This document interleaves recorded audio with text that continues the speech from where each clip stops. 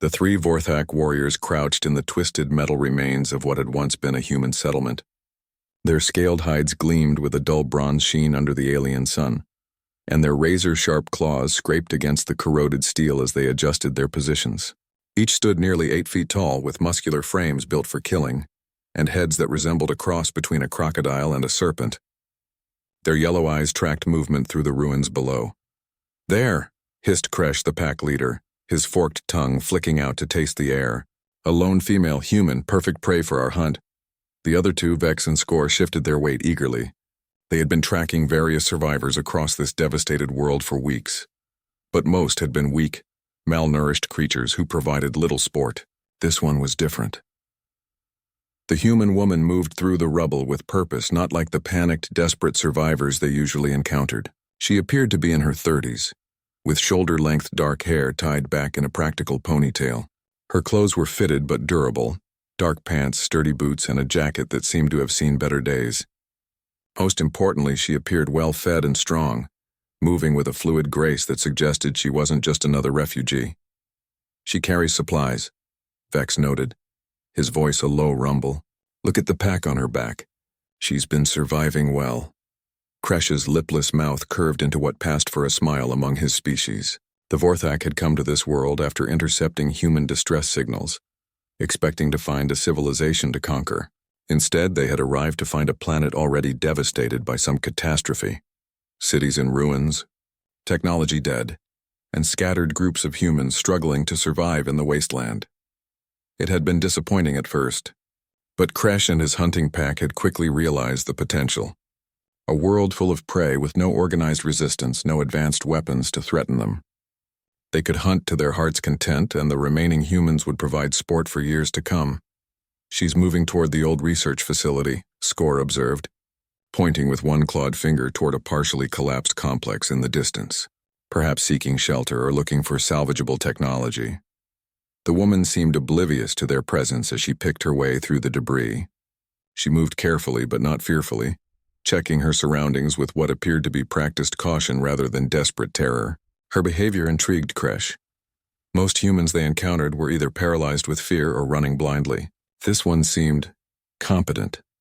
"We'll follow her to the facility," Kresh decided. "The enclosed spaces will make the hunt more interesting. Give her a chance to hide, to think she might escape. Fear makes the meat sweeter." The three aliens began their pursuit, moving with predatory silence through the ruins. Their species had evolved as apex hunters on their homeworld, capable of stalking prey for days without being detected. Their padded feet made no sound on the metal and concrete, and their mottled coloring helped them blend with the shadows. As they followed, Kresh noticed more details about their quarry. She wasn't just wandering aimlessly. She moved with clear intent, as if she knew exactly where she was going. Her head turned regularly, scanning her surroundings in a pattern that spoke of training rather than natural wariness. Most interesting of all, she never looked back, even though any normal human should have felt the weight of being watched by now. The research facility loomed ahead, its concrete walls cracked but still standing. Several buildings surrounded a central courtyard, connected by covered walkways that were now partially collapsed. It would be perfect for their purposes. Plenty of hiding spots, multiple routes of escape that could be cut off, and enclosed spaces where their prey screams wouldn't carry far. The woman approached what had once been the main entrance, now little more than a gaping hole in the wall. She paused there, and for a moment Kresh thought she might have sensed them, but instead of fleeing, she simply adjusted the straps of her pack and disappeared into the dark interior. "Excellent," Kresh whispered to his companions. "She's trapped herself." Score, circle around to the back entrance. "Vex, take the eastern wall where those windows are broken. I'll give her 10 minutes to get comfortable, then we begin." His packmates nodded and melted away into the shadows. The Vorthak had perfected this technique over countless hunts. Surround the prey, let them think they're safe, then slowly close the net. The anticipation was almost as satisfying as the kill itself. Kresh found a position on a partially collapsed wall that gave him a clear view of the main entrance. He settled in to wait, savoring the moment. This hunt felt different from their usual prey. There was something about this human that suggested she might provide genuine sport. 10 minutes passed slowly. Kresh's enhanced hearing picked up no sounds from inside the facility. No movement, no breathing, nothing. Either the human had excellent self-control, or she was very good at remaining silent. Both possibilities excited him. Finally, he gave the signal, a low clicking sound that his packmates would recognize. The hunt was beginning. Kresh dropped silently from his perch and approached the entrance, every sense alert. His claws extended instinctively and his muscles coiled with anticipation. Inside the facility, shadows danced in the dim light filtering through cracks in the ceiling. The air smelled of dust, decay, and something else, something that made his nostrils flare. It was a scent he recognized but couldn't quite place. Something familiar yet out of context in this ruined place. As he stepped through the entrance, Kresh felt a momentary unease. The facility was too quiet, too still, but he pushed the feeling aside. He was a Vorthak warrior, an apex predator. What could one lone human female possibly do to threaten him? The shadows seemed to shift around him as he moved deeper into the building. But that was surely just his imagination. Somewhere in this maze of broken walls and fallen debris, his prey was waiting. And soon, very soon, she would learn what it meant to be hunted by the Vorthak. Behind him, the entrance to the facility seemed to exhale, as if the building itself was holding its breath. Inside the research facility, darkness pressed against Kresh like a living thing. His yellow eyes, evolved for hunting in low light, gradually adjusted to reveal a maze of corridors and chambers. Broken equipment lined the walls. Computers, monitors, and devices he didn't recognize but assumed were human scientific instruments. Everything was coated with a fine layer of dust that recorded the passage of time since whatever disaster had struck this world. The scent he'd noticed at the entrance was stronger now. It reminded him of something from his homeworld, something connected to danger, but the memory remained frustratingly elusive. Kresh moved forward, his claws clicking softly against the concrete floor despite his efforts to remain silent. The facility was larger than it had appeared from outside, with multiple levels and branching corridors that would provide their prey with numerous places to hide. Perfect for a proper hunt. Through his neural link, he sensed his packmates taking their positions.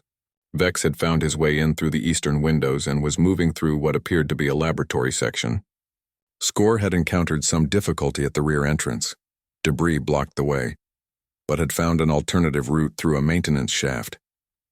They were all inside now, 3 apex predators converging on a single target. The hunt formation was one of their most effective tactics. Drive the prey toward the center while cutting off escape routes, then close in for the kill. It had worked on dozens of different species across multiple worlds. Humans, despite their reputation for cunning, were still just mammals. They would panic, make mistakes, and die. Kresh paused at a junction where 3 corridors met. Each passage led deeper into the facility, and he had no way of knowing which one the human had taken. But it didn't matter. They had time, and she had nowhere to go. He chose the center corridor, reasoning that prey usually sought the deepest hiding spots they could find. The passage stretched ahead of him, lined with doors that hung open like empty eye sockets. Some rooms contained overturned furniture and scattered papers. Others were empty except for the shadows. Halfway down the corridor, Kresh stopped. Something was wrong. The dust on the floor showed clear footprints. The human's boots had left a trail that was easy to follow. But the prints didn't show panic or haste. They were evenly spaced, deliberate, as if she had been walking at a normal pace. More disturbing, they seemed to follow the corridor for a while, then simply ended. Kresh crouched and examined the floor more carefully. The last footprint was clear and complete, but beyond it the dust lay undisturbed. It was as if the human had simply vanished into the air. A soft sound echoed from somewhere ahead, a barely audible scrape, like fabric against stone. Kresh's head snapped up and he crept forward more carefully. She was still here somewhere. Humans were clever, but they weren't magical. There had to be an explanation. Through the neural link, he sensed Vex's confusion. His packmate had found a similar trail that had ended abruptly near what appeared to be a chemistry laboratory. Meanwhile, Score reported finding signs of recent activity, a small cache of supplies that looked like they'd been disturbed within the last few hours. "She's playing games," Kresh snarled quietly into his throat communicator. "Trying to confuse us?" Standard prey behavior when cornered. But even as he said it, doubt crept into his mind. In all their hunts, they had never encountered prey that tried to be clever, rather than simply running or hiding.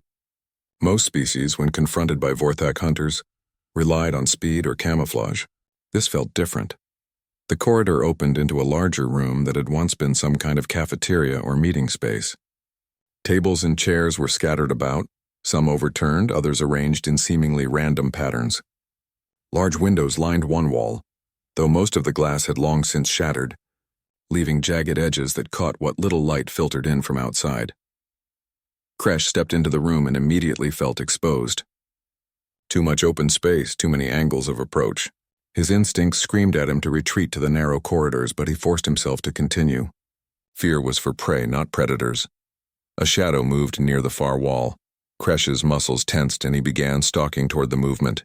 It was subtle, just a slight shift in the darkness near an overturned table, but it was enough.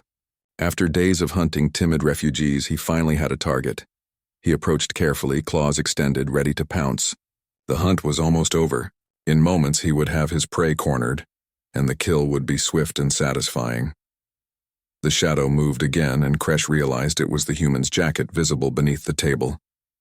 She was hiding, probably paralyzed with fear now that she knew she'd been found.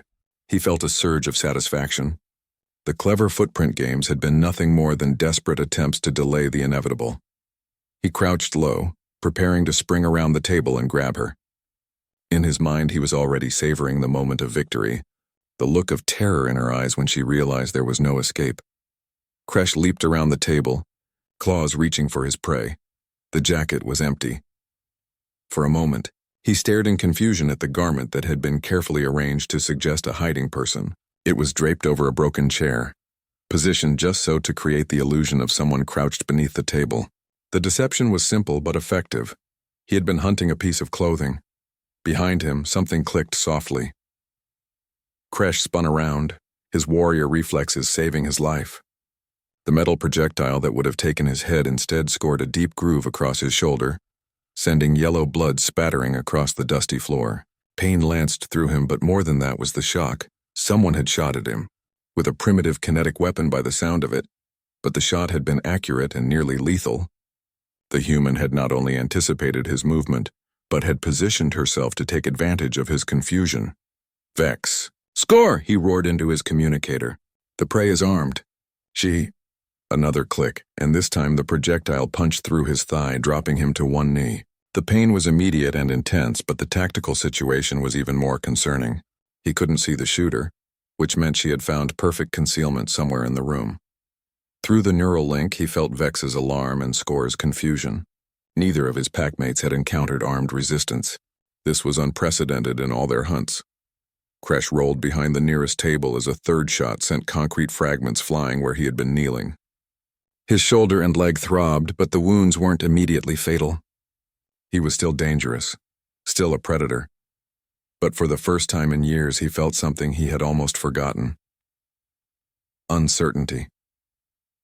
The human woman hadn't fled or hidden or begged for mercy. She had laid a trap, lured him into position, and attacked with precision and planning. This wasn't the behavior of prey. This was the behavior of another predator. "Who are you?" he called out, his voice echoing in the empty cafeteria. "What are you?" No answer came from the shadows, but Kresh thought he heard something that chilled him to his core. The soft, controlled breathing of someone who was perfectly calm. Someone who was enjoying this. For the first time since arriving on this world, Kresh began to wonder if they had made a terrible mistake. Silence stretched through the cafeteria like a taut wire. Kresh pressed himself against the overturned table, yellow blood seeping through his claws as he applied pressure to his wounded thigh. His shoulder burned where the first projectile had grazed him, but the pain was nothing compared to the growing realization that everything had gone wrong. Through the neural link, he felt Vex approaching the cafeteria from the laboratory section. His packmates' confusion was palpable. Vorthak warriors weren't accustomed to hearing their leader cry out in pain during a hunt. The concept was almost incomprehensible. "Kresh, report status." Vex's mental voice carried undertones of concern. "What is your situation?" "Armed prey," Kresh replied through the link, hating how the words tasted. "Projectile weapons. Exercise extreme caution." Even as he communicated with his packmate, Kresh strained his senses, trying to locate the human. She had to be somewhere in this room, but his eyes found only shadows and overturned furniture. His hearing, acute enough to detect a heartbeat from 30 paces, caught nothing but the whisper of air moving through broken windows. That impossibility struck him like a physical blow. Every living creature had a heartbeat, had to breathe. Yet this human seemed to have simply vanished, leaving only the memory of precisely placed shots in empty air. A soft scraping sound came from the corridor where Vex was approaching. Kresh's relief was immediate. Soon they would be 2 against 1 and numbers would tell. No matter how clever this prey might be, she couldn't face 2 Vorthak warriors simultaneously. The scraping stopped. Vex? Kresh called through the neural link. Report. Nothing. The connection was still there. He could feel his packmate's presence like a dim flame in his mind. But there was no response, no acknowledgement. It was as if Vex had simply stopped. Panic began to claw at the edges of Kresh's consciousness. In all their years of hunting together, Vex had never failed to respond to a direct communication. Something was very wrong. A new sound echoed through the facility, a wet thud followed by the crash of a heavy body hitting the floor. The sound came from the direction Vex had been approaching. Score! Kresh snarled into his throat communicator, abandoning any pretense of stealth. Converge on the cafeteria. Emergency protocols. His remaining packmate's response was immediate. Acknowledged. En route from the maintenance level. Through the facility's broken acoustics, Kresh heard Score's heavy footsteps pounding through distant corridors. The sound was reassuring. At least one of his packmates was still alive and responding. Whatever had happened to Vex, they would face it together. But first he needed to move. Staying pinned behind this table would accomplish nothing, and the human had already proven she could position herself for perfect shots. The smart move was to relocate, find better cover, and wait for Score to arrive. Kresh tensed his muscles, ignoring the pain in his leg, and prepared to sprint for the doorway leading deeper into the facility. On 3. 1. 2. I wouldn't do that if I were you. The voice came from directly above him.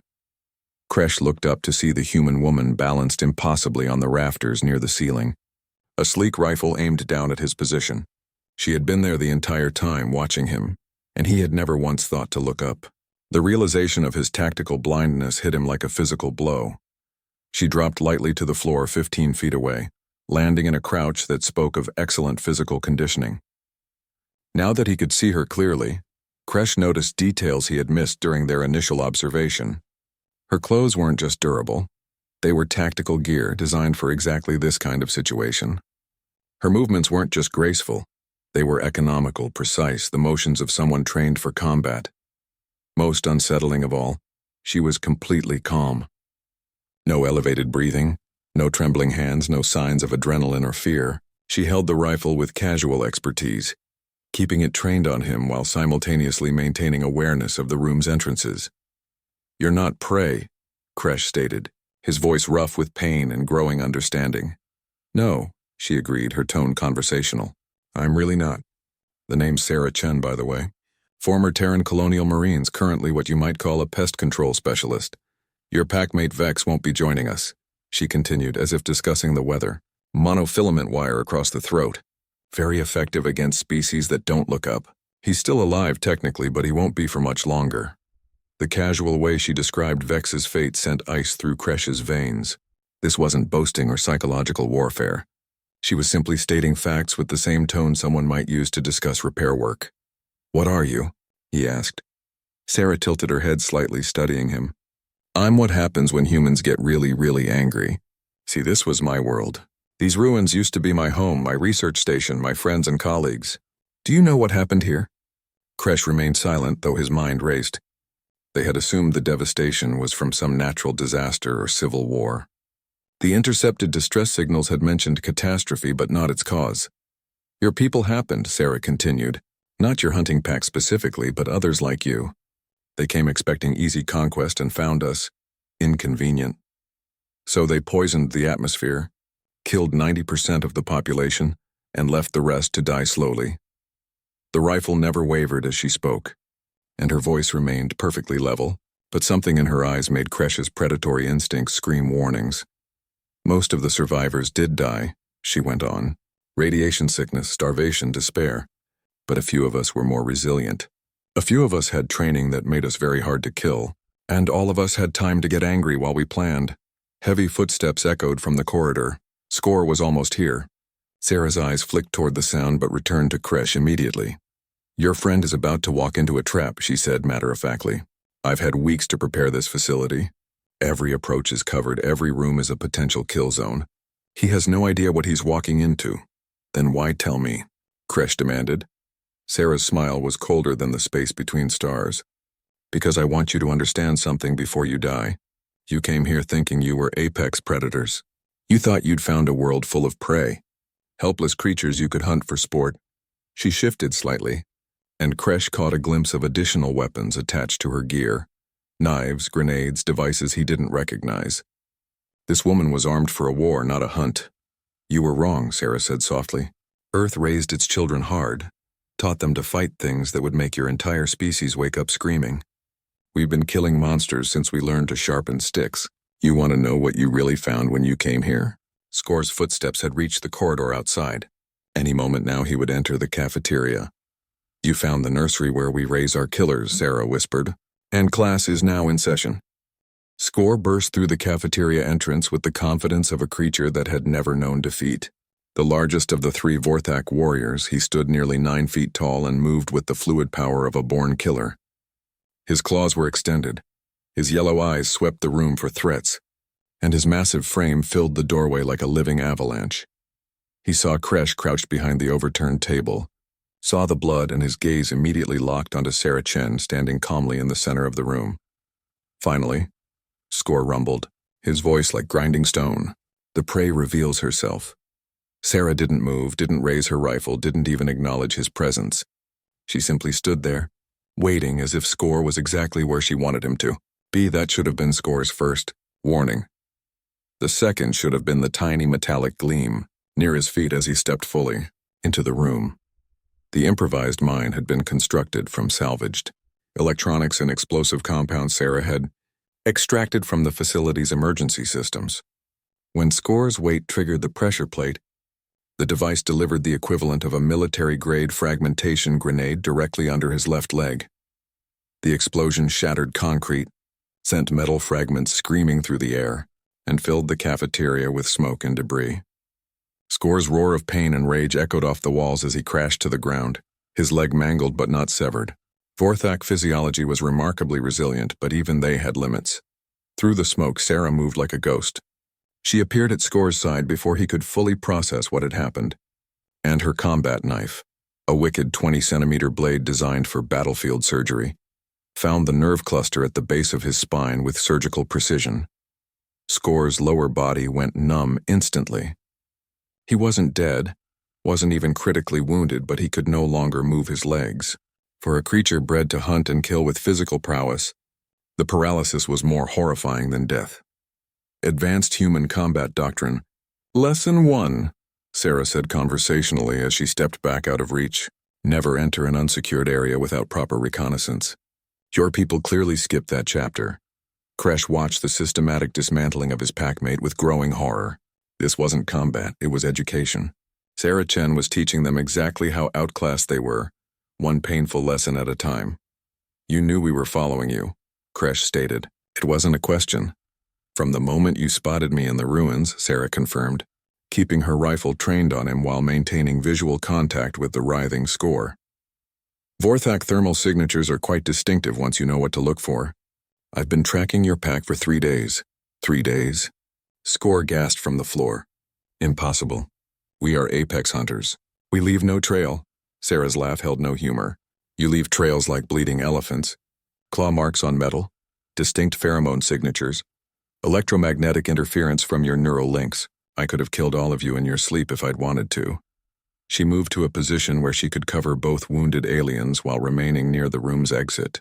Every movement was calculated, professional, designed to maintain tactical advantage. "But that wouldn't have been educational," she continued. "You see, you're not the first Vorthak hunting pack to visit this world. Over the past 2 years, 17 different groups have arrived, all expecting to find easy prey. All of them made the same fundamental mistake." Kresh felt something cold settle in his stomach. "What mistake?" "They assumed that just because our civilization fell, our capacity for violence went with it." Sarah's voice carried the weight of absolute certainty. They thought weakness and destruction were the same thing. They never considered that some of us might have survived precisely because we were the most dangerous humans to begin with. She gestured toward the ruins visible through the broken windows. This facility wasn't just any research station. It was a colonial Marines training and development center. We were working on new combat doctrines, new weapon systems, new ways to kill things that conventional forces couldn't handle. The pieces began falling into place in Kresh's mind. The tactical awareness, the prepared killing ground, the casual expertise with violence. They weren't hunting a refugee. They were hunting a professional soldier who had turned an entire facility into her personal weapons laboratory. When your people poisoned our world, Sarah continued, most of the civilians died. Most of the regular military died too.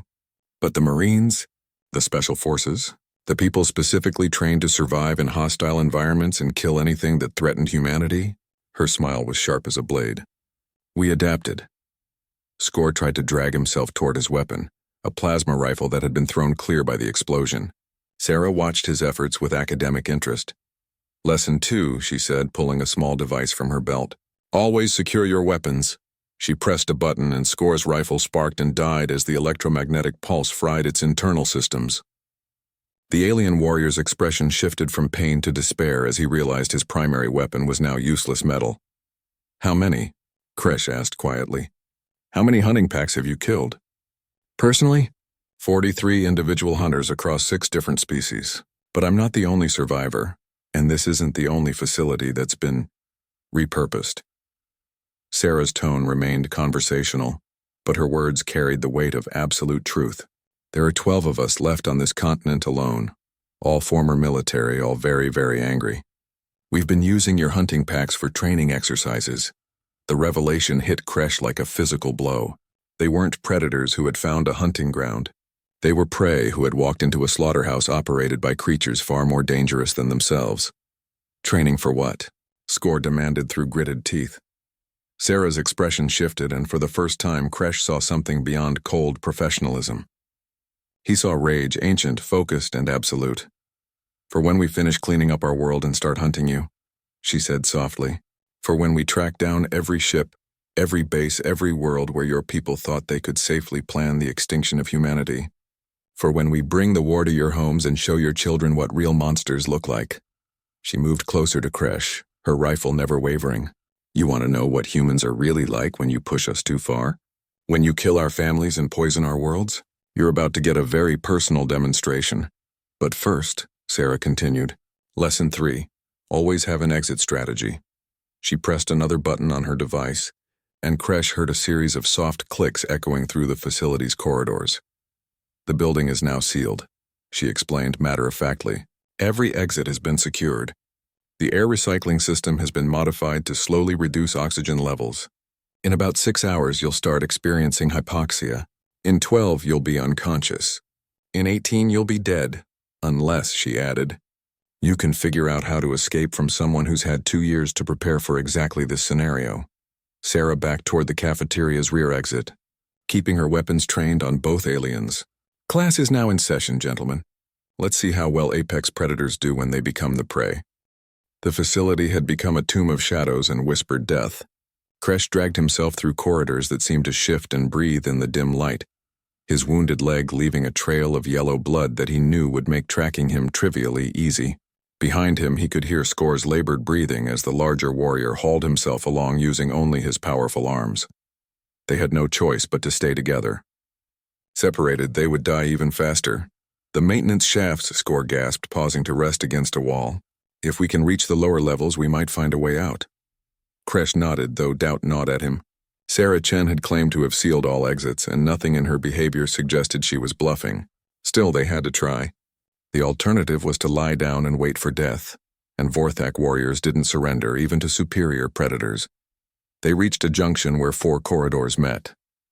The facility's emergency lighting cast everything in a hellish red glow that made the shadows dance like living things. Each passage looked identical. Broken ceiling tiles, scattered debris, the lingering scent of abandonment and decay. Which way? Score whispered. Before Kresh could answer, a voice echoed through the facility's intercom system. Sarah's voice, calm and professional, as if she were delivering a lecture. Attention, students. Welcome to Advanced Escape and Evasion. Practical examination. Your current survival time is now 4 hours and 17 minutes. Kresh's blood chilled. They had been trying to escape for over 4 hours. It felt like minutes. Time had become meaningless in this maze of broken dreams and careful death. You're probably wondering why you haven't encountered any of my prepared surprises for the last hour, Sarah continued. The answer is simple. I've been watching you struggle, mapping your movement patterns, learning how you think under pressure. Did you know that Vorthak hunting behavior becomes remarkably predictable when fear enters the equation? A soft clicking sound came from the corridor to their left. Both aliens immediately turned toward it, claws extended, ready for whatever trap awaited them. The corridor was empty. Another click, this time from behind them. They spun, hearts pounding, to find nothing but shadows and silence. Lesson 4. Sarah's voice drifted through the intercom. Psychological warfare is often more effective than physical violence. Your fear is doing my work for me. Kresh realized the horrifying truth. She wasn't just hunting them, she was studying them. Every move they made, every decision they reached, every desperate gambit they attempted was being catalogued and analyzed by a mind. Trained for warfare on a scale they couldn't comprehend. The maintenance shaft, he whispered to Score. We have to try. They found the entrance 3 corridors away, a square, opening in the floor with a ladder leading down into darkness. The shaft was narrow, barely wide enough for their frames, but it represented their only hope of reaching the facility's lower levels. Kresh went first, his wounded leg screaming with each rung. The shaft stretched down into blackness, and his enhanced vision could only penetrate so far. 20 feet, 30, 40. How deep did this facility go? Above him, Score's heavy breathing echoed in the confined space. The larger warrior was struggling with the descent, his paralyzed legs making each movement an agonizing effort. But he continued downward, driven by the same stubborn refusal to surrender that defined their species. At 60 feet, Kresh's claws touched solid flooring. He had reached the bottom of the shaft, and ahead of him stretched another corridor, this one lined with pipes and electrical conduits. The maintenance level. Down here, he called softly to Score. As his packmate lowered himself the final few feet, Kresh examined their surroundings. The maintenance level was more cramped than the upper floors, with a lower ceiling and narrower passages. But it also felt different, less prepared, less obviously trapped. Perhaps Sarah's preparations had focused on the main facility levels. They chose a direction at random and began moving through the maintenance corridors. The pipes overhead carried water, power, and other utilities to the facility above. If they could find where those utilities connected to the outside world, they might find their way out. After 20 minutes of careful progress, they found it, a large chamber where multiple conduits converged before leading toward what appeared to be an external connection.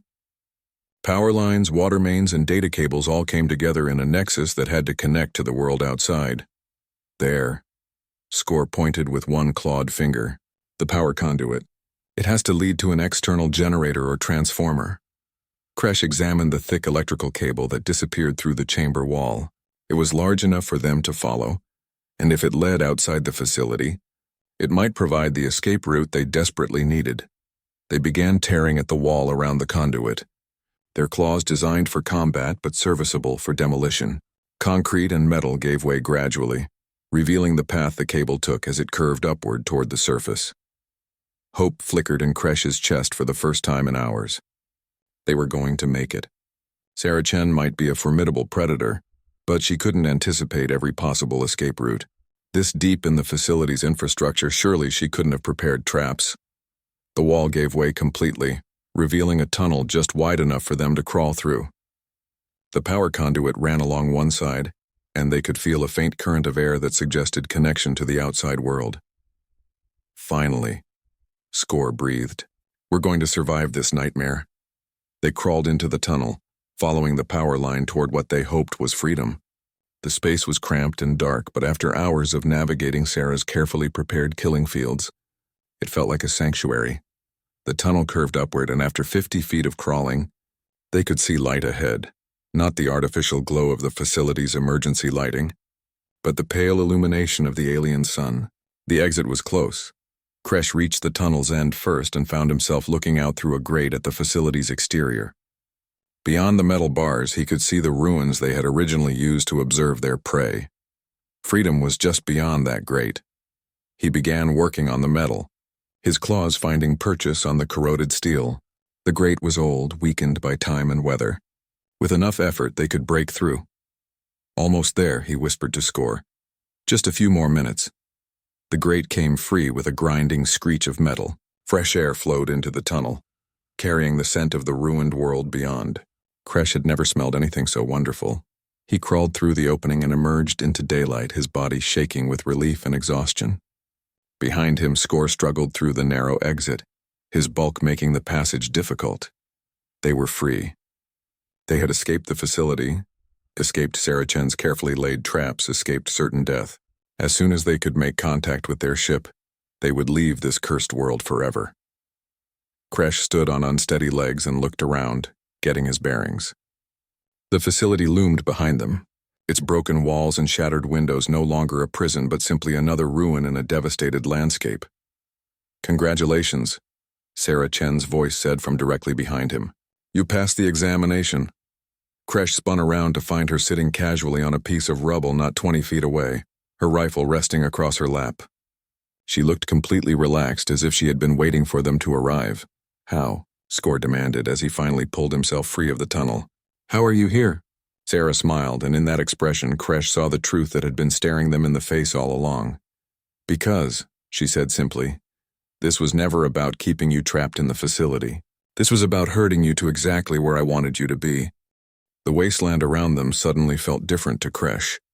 What had seemed like random ruins and scattered debris now revealed itself as a carefully constructed killing field. Every piece of rubble, every twisted metal beam, every seemingly natural hiding spot had been positioned with tactical precision. They hadn't escaped Sarachen's trap. They had walked deeper into it. The entire facility was just the opening move, Sarah explained, rising from her perch with fluid grace. "A way to assess your capabilities, test your responses under pressure, and ultimately guide you to exactly where I needed you to be." She gestured toward the landscape around them with casual pride. "Welcome to my real laboratory. I call it the graduate program." Kresh's eyes swept the area with new understanding. The ruins that had provided such excellent concealment for their initial observation now formed obvious firing positions. The scattered debris created clear lines of sight, while offering minimal cover for anyone caught in the open. Even the facility's exit tunnel had been positioned to deposit escaping prey in the most disadvantageous possible location. "You've been planning this for months," he realized. "Years," Sarah corrected, "ever since the fourth hunting pack made the mistake of killing my research partner. That's when I stopped thinking of you as invaders and started treating you as an educational opportunity." She shouldered her rifle with practiced ease and began walking in a slow circle around the two wounded aliens. Her movement was casual, almost lazy, but it kept them perfectly within her engagement range while denying them any chance of reaching cover. "Let me tell you about Dr. Marcus Webb," she continued conversationally. "Brilliant xenobiologist, devoted father of 3, and my closest friend for 15 years. He was trying to develop treatments for the toxins your people introduced to our atmosphere when the 8th hunting pack found his shelter." Sarah's voice remained level, but something in her eyes had changed. The professional detachment was still there, but underneath it burned something far more dangerous. "They made it last 3 days. Marcus was a pacifist, you see. Never hurt anything in his life. When they were finished with him, they left his body arranged as a trophy, displayed where the next humans to pass would be sure to find him." She paused in her circling, and Kresh found himself staring directly into eyes that held depths of rage he couldn't fathom. "That was a mistake," Sarah said softly, "because Marcus wasn't just my research partner. He was the only thing keeping me civilized." The admission hung in the air like a physical presence. Kresh finally understood what they had stumbled into. Saracen wasn't just a surviving soldier seeking revenge. She was a carefully controlled weapon that had been given permission to unleash itself. "After that, I started preparing the graduate program in earnest," she continued, resuming her slow circle. "I studied every hunting pack that arrived, learned their tactics, their psychology, their weaknesses. I turned this entire region into one massive laboratory for testing the limits of alien predator behavior." Score tried to drag himself toward a pile of rubble that might offer minimal cover, Sarah watched his efforts with academic interest but made no move to stop him. The first few hunting packs taught me about Vorthak physiology, she explained. Pressure points, nerve clusters, the exact angle required to sever your neural connections without causing immediate death. Very educational. She pulled a small device from her belt that Kresh recognized as the detonator she had used earlier. The next few taught me about your technology. How to disable your weapons, interfere with your communications, track your ships. Also quite useful. Another press of the button and explosions erupted along the horizon. Not random destruction, but carefully placed charges that eliminated every possible escape route from their current position. The message was clear: there was nowhere left to run. The most recent packs taught me about your society, Sarah continued. Your pack structures, your honor codes, your methods of communication with your home fleet. Do you want to know what I learned about that last part? Kresh remained silent, but his growing horror must have shown on his face. Sarah's smile was arctic. I learned how to mimic Vorthak distress signals, how to send messages that would draw more hunting packs to investigate, how to ensure a steady supply of test subjects for my ongoing research. The implication hit Kresh like a physical blow. You've been calling them here. All the hunting packs that have disappeared. 47 ships over the past 18 months, Sarah confirmed. Each one received a carefully crafted distress signal from a previous pack. Each one arrived expecting to find easy prey or simple rescue opportunities. Instead, they found graduate-level coursework in applied terror. She stopped directly in front of Kresh, close enough that he could have reached her if his leg hadn't been crippled. The range was almost insulting. It demonstrated just how little threat she considered him. But you three are special, she said. You're going to be my masterpiece. My final examination before I advance to the next phase of my education. What next phase? Score demanded, still trying to reach the meager cover of the rubble pile. Sarah's expression shifted, and for a moment, Kresh saw past the controlled exterior to the burning core of purpose that drove her. What he found there made his primitive hindbrain scream warnings about apex predators and things that hunted in the dark. Phase 2, she said simply, where I stop waiting for you to come to me. She raised her rifle and put 3 precise shots into the ground around Score, each impact sending concrete fragments flying. The message was unmistakable. She could have killed him at any moment, but was choosing not to. Your ship is still in orbit, Sarah continued. Cloaked but not invisible to someone who knows what to look for. In approximately 6 hours, when you fail to report in, they'll send a search team. That team will find your bodies arranged in a very specific pattern, along with a message in perfect Vorthak script. She pulled a tablet from her pack and showed them text written in their own language. Kresh read it with growing disbelief.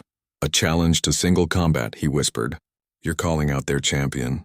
I'm calling out their best, Sarah corrected. Their absolute finest warrior, their most experienced hunter, their deadliest killer. And when he arrives, I'm going to educate him the same way I've educated all of you. The tablet disappeared back into her pack, and Sarah resumed her casual circling. After that, I'll take his ship and use it to visit other Vorthak hunting grounds. Other worlds where your people think they're safe. Other places that need to learn what happens when you threaten humanity. The scope of her plan was breathtaking in its audacity. One human, armed with captured alien technology and driven by focused rage, preparing to wage a single-person war against an entire species. You're insane, Score gasped. No, Sarah replied calmly. I'm educated. There's a difference. Insanity would be random, chaotic, inefficient. This is carefully planned, systematically executed, and devastatingly effective. She checked a device on her wrist that displayed information in human symbols. Now then, let's conclude today's lesson.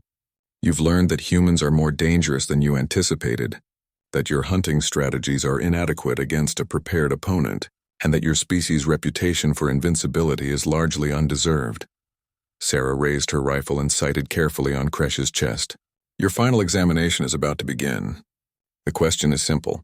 When faced with a superior predator, how long can apex hunters survive?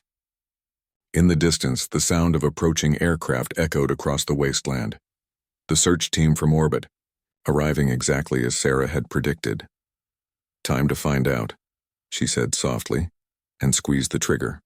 The shot that ended Kresh's life was precise and clinical, placed exactly where it would cause immediate cardiac arrest. He toppled backward into the dust, his yellow eyes already glazing over as his neural implants registered the cessation of all biological functions. Score watched his pack leader die with the detached calm that came from knowing his own death was only moments away. The paralysis in his lower body had spread upward as Sarah's nerve agent worked its way through his system.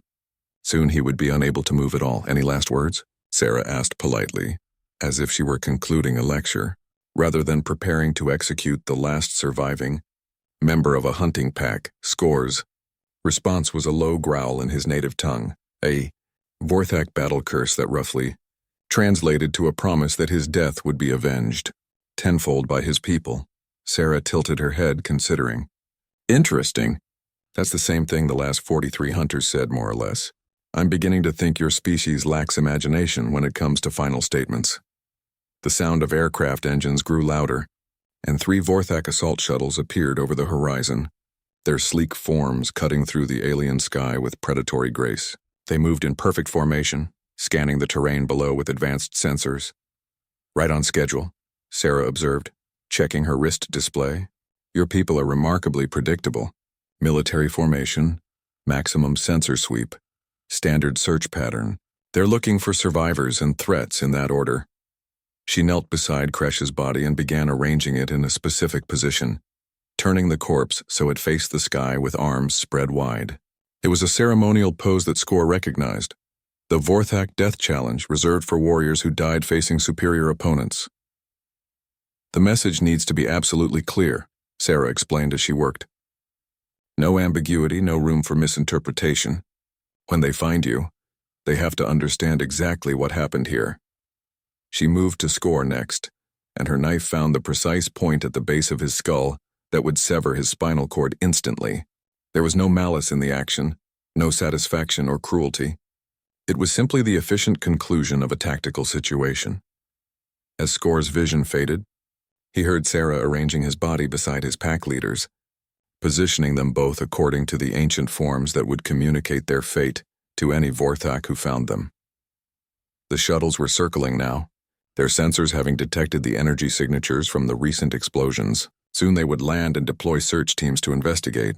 They would find the bodies, read the message, and understand that someone had issued a formal challenge to their finest warrior. What they wouldn't understand was that they were walking into the most sophisticated trap ever devised by human intelligence. Sarah. Chen stood in the center of the killing field she had spent 2 years perfecting, watching the alien shuttles begin their landing approach. Her tablet displayed detailed information about each craft, crew complements, weapon systems, shield configurations. She had been studying Vorthak technology for 18 months, ever since she had captured her first intact shuttle from a hunting pack that had underestimated Earth's remaining defenders. The first shuttle touched down 200 meters away, its armored hull gleaming in the afternoon light. The second landed to her left, the third to her right. Perfect positioning. They had placed themselves at the optimal distances for her prepared surprises. Ramps lowered, and Vorthak warriors emerged with weapons ready. 12 in total, all of them larger and more heavily armed than the hunters she had just killed. These were military troops, not sport hunters, equipped with modern armor and energy weapons. They advanced cautiously, scanning for threats while maintaining disciplined formation. Their leader, identifiable by the more elaborate armor and command position, directed the search with practiced efficiency. Sarah remained motionless as they approached, her rifle slung across her back, her hands empty and visible. She wanted them to find her, wanted them to see exactly who had issued the challenge. When they discovered she was human, their confusion would buy her the seconds she needed. Contact, one of the warriors called out in their guttural language. Human female, apparently unarmed, standing over the bodies of the missing pack. The commander approached with weapons raised but not firing. Sarah's passive stance and obvious humanity confused them. She didn't fit their understanding of what constituted a threat on this devastated world. You killed them, the commander stated in accented but clear English. It wasn't a question. I educated them, Sarah corrected. There's a difference, though I understand why your species might have trouble grasping the distinction. The commander's weapon shifted slightly, but he didn't fire. Not yet. He was still trying to process the situation, still trying to understand how one human could have killed 3 Vorthak hunters. You issued the death challenge, he continued. You call for single combat with our greatest warrior. Sarah's smile was razor sharp. I call for your absolute best. Your finest killer, your most experienced predator, your deadliest hunter. I want him to come here, to this world, so I can show him what humans are really capable of when you push us past our breaking point. She gestured toward the arranged bodies of Kresh and his pack. These were just the final examination for my doctoral thesis. When your champion arrives, that will be my masterpiece. My graduation day. The commander's confusion was evident. This didn't match any tactical situation he had trained for. One small human, apparently alone and definitely outgunned, talking about education and graduations while standing over the bodies of proven killers. What are you? He demanded. Sarah's expression grew distant for a moment, as if she were remembering something from long ago. I used to be Dr. Sarah Chen, xenobiologist and researcher. I used to study life forms and help them find ways to coexist peacefully. Her gaze refocused on the commander with laser intensity. Now I'm something your people created when they decided that humanity was too dangerous to be allowed to survive. I'm what happens when you take someone trained to understand how life works and give her very good reasons to make it stop. She raised her hand, and the commander tensed, expecting an attack. Instead, Sarah simply pressed a button on a small device attached to her wrist. The prepared charges she had spent months placing throughout the area detonated in perfect sequence. The ground beneath the shuttles erupted upward, shaped charges designed to penetrate armor and destroy engines. Electromagnetic pulse generators fried every electronic system within a kilometer radius. The carefully positioned debris field became a maze of shrapnel as secondary explosions chained through. The weapon stockpiles she had placed in anticipation of exactly this moment. When the smoke cleared 30 seconds later, all 3 shuttles were burning wrecks and 8 of the 12 warriors were down.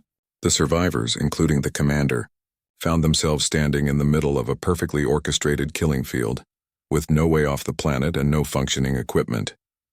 Sarah had not moved from her position during the entire sequence. She stood calmly in the center of the devastation, completely untouched by the explosions that had destroyed everything around her.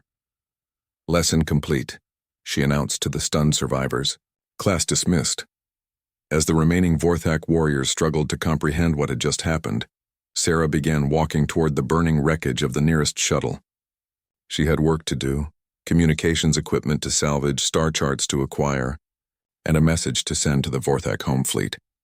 The real hunt was about to begin, and Dr. Sarah Chen had just graduated from prey to predator with highest honors. The galaxy was about to learn what happened when Earth's children came looking for their tormentors. Behind her, the bodies of 2 species lay arranged in the dust, marking the end of one phase of education and the beginning of another. The true hunter had finally revealed herself, and she was just getting started.